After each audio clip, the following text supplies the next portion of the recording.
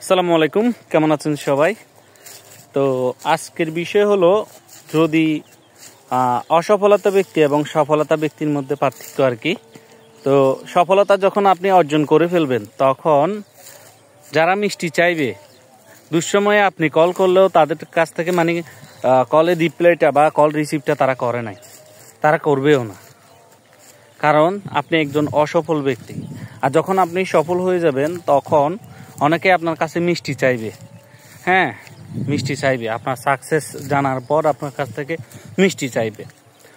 তো মিষ্টি যারা চাইছে তারা কোনোদিনও আপনার ওই যে দুঃসময়ে কোনো কল ধরতো না, এরকম লোক। যাই হোক, মূল টপিকে আসি। তো মাঝে মধ্যে ভিডিও বানান যারা, তারা রেগুলার বানাবেন। সফলতা অর্জন করতে হবে। চারিদিকে মানুষ যেরকম সফলতা অর্জন করতেছে, ঠিক নিজেদেরকেও এরকম সফলতা অর্জন করতে হবে। সেটা প্রত্যেক দিন কাজের মাধ্যমে, ভিডিও হোক, আপনার যারা সোশ্যাল ইনফ্লুয়েন্সার, আমি মূলত ইউটিউবে বেশি থাকি, তো ফেসবুকে কম। আপনারা যারা বেশি ফেসবুকে থাকেন তো আপনারা একটাতেই ফোকাস দিবেন। আমি আবার সফল ব্যক্তি না, আমিও আপনাদের মতো অসফল একজন ব্যক্তি, যেমন আপনাদের নিয়েই সফলতা অর্জন করতে চাই।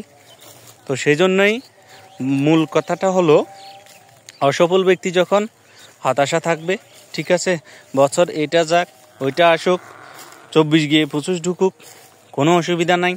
ওই আপনার টেনশন আপনার মাথার ভিতরে থাকবে, 25 সালেও থাকবে, এবং কি 26 সালেও গিয়ে থাকতে পারে যদি আপনি সাকসেস না হন, আমার মতো আর কি। তো এগুলো নিয়ে টেনশন করার আর কোনো দরকার নাই। নিজেদের কাজ নিজেরা চালিয়ে যান, দেখবেন যখন আপনি সফল হবেন তখন ওই যে আমি বলেছি না, মিষ্টি চাওয়া লোকগুলো, হ্যাঁ, আপনার ফোনও ধরে নাই, এক সময় কল ধরে নাই। তো ঠিক এরকম আপনার কল না ধরেছিল যারা, তারা তখন আফসোস করবে।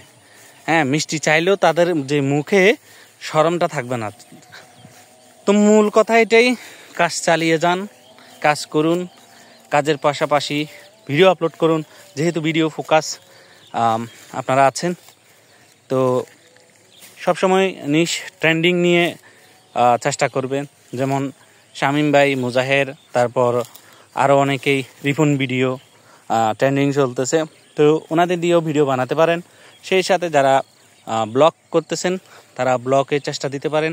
আর আমি আছি আমার ছোট্ট 2টা ছেলে নিয়ে, তো তারা আজকে ঘুড়ি উড়াচ্ছে, তাদেরকে আমি বিকালে নিয়ে আসি ঘুড়ি উড়াতে।